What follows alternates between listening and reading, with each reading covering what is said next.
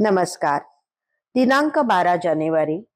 कथेचं शीर्षक आहे भुजंगाचा भ्रमनिरास.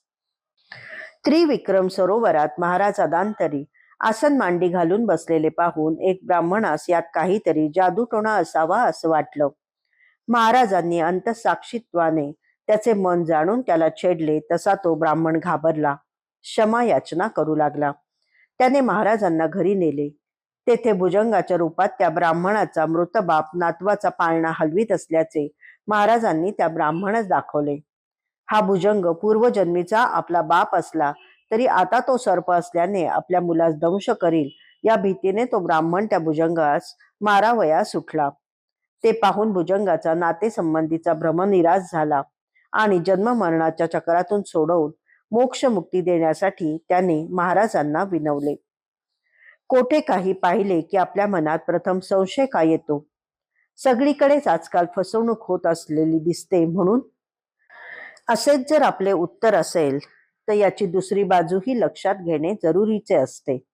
खऱ्या खोट्याचा निर्णय आपल्याला करता येत नाही म्हणून फसवणूक वाटत येते. निर्णय करण्याइतपत आपला विवेक प्रबळ नसतो आणि भक्तीही परिपक्व झालेली नसते. सारेच भुसभुशीत.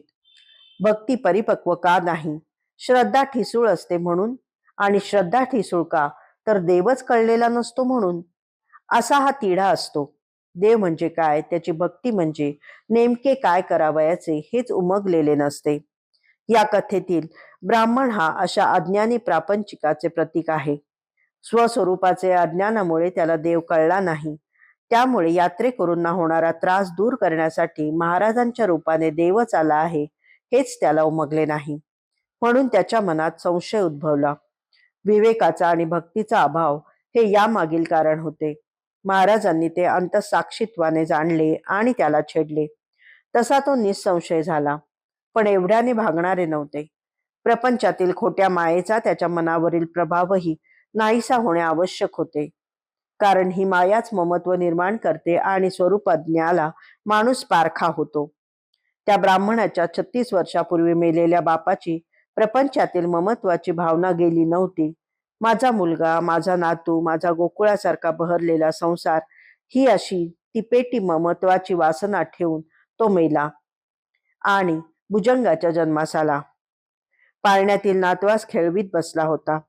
महाराजांनी हेच वास्तव त्या ब्राह्मणापुढे उभे केले.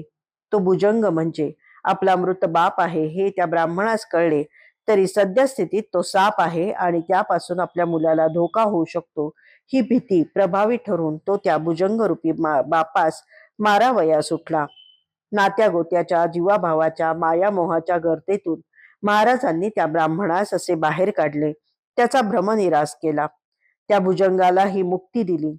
त्याबरोबरच अज्ञान आणि अविद्या म्हणजे काय याचे दर्शनही सर्वांना या निमित्ताने घडवले. धन्यवाद.